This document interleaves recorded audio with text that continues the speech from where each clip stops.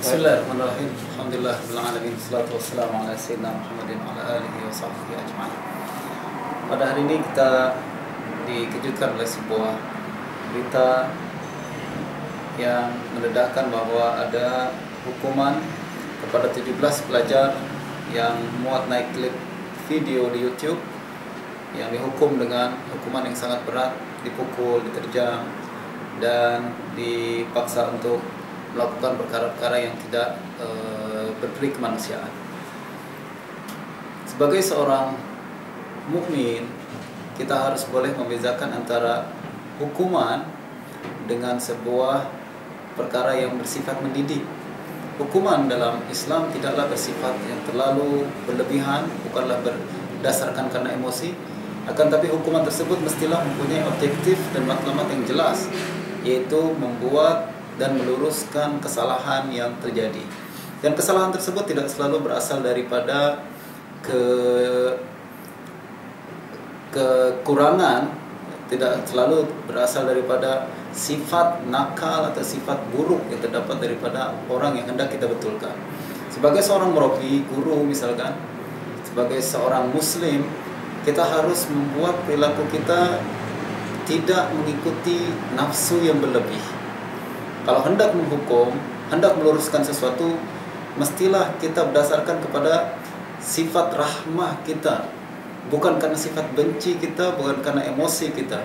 Apabila rahmah menjadi dasar tindakan kita, maka kita boleh membetulkan kesalahan itu dengan lebih bijaksana dan lebih tepat sesuai dengan tempatnya. Nabi SAW satu hari pernah didatangi oleh seorang pemuda, dan pemuda ini berkata, "Ya Rasulullah, izinkan saya untuk berzina."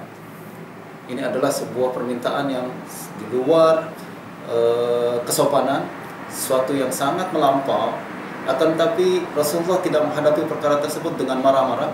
Rasulullah SAW tidak menghadapi perkara tersebut dengan menghukum, mencaci maki, atau memaki hamun.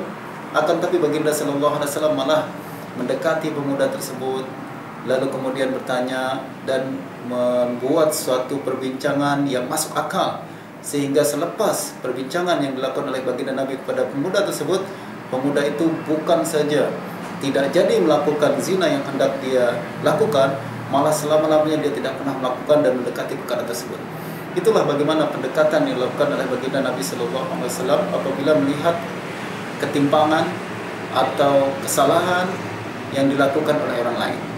Namun apabila kita mendasari tindakan kita, hukuman kita, atau mendasari perilaku yang hendak kita lakukan pada orang lain karena emosi, karena kebencian kita kepada perkara tersebut, maka hasilnya bukan hanya melahirkan orang-orang yang jauh daripada kesalahan dan tidak lagi mengulangi perbuatan tersebut, malah kita menciptakan orang-orang yang menjadi mangsa daripada emosi kita, membuat sifat yang tidak simpatik daripada orang yang kita hukum tersebut, malah menjauhkan mereka daripada sifat-sifat terpuji. Oleh karena itu, pada kaum muslimin sekalian, saya menghimbau dan mengajak kepada diri saya dan kepada kita semua untuk selalu menjadikan sunnah Rasulullah SAW sebagai ikutan dan meninggalkan emosi dan kebencian daripada hidup kita. Wallahu a'lam. Sallallahu alaihi wasallam. Muhammadin wa ala alihi wa sahbihi ajma'in.